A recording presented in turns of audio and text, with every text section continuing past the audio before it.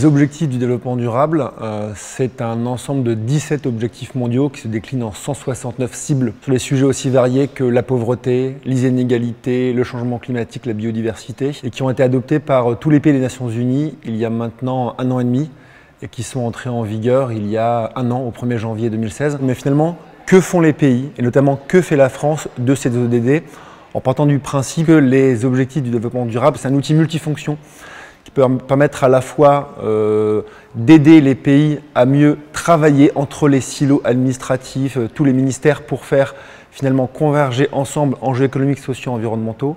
C'est également un outil qui permet de mesurer la performance des pays et donc de se dire voilà aujourd'hui où nous en sommes en matière de pauvreté, d'inégalité, de changement climatique, et donc d'identifier avec toutes les parties prenantes, entreprises, ONG notamment, quels sont les sujets sur lesquels il faudrait travailler ensemble, et puis régulièrement de faire un point sur les progrès qui ont été réalisés. Les ODD sont universels, c'est-à-dire que tous les pays du monde se sont engagés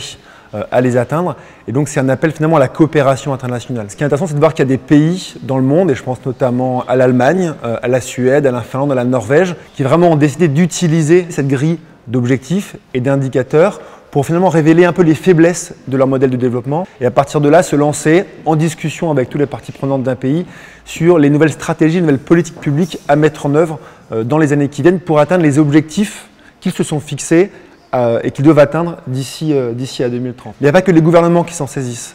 C'est aussi intéressant de voir qu'en Allemagne, ou au niveau européen également, des ONG se sont coalisées, des ONG qui venaient du milieu environnemental, d'autres de la question de la protection sociale, des inégalités, pour ensemble tenir les gouvernements comptables des engagements qui ont été faits. Donc on voit bien que les ODD, ça a permis aussi de faire converger des combats qui trop souvent sont considérés en silo, avec d'un côté ceux qui travaillent sur l'environnement, d'autres sur la question des inégalités, de la pauvreté. Or, ces sujets-là, souvent, sont liés.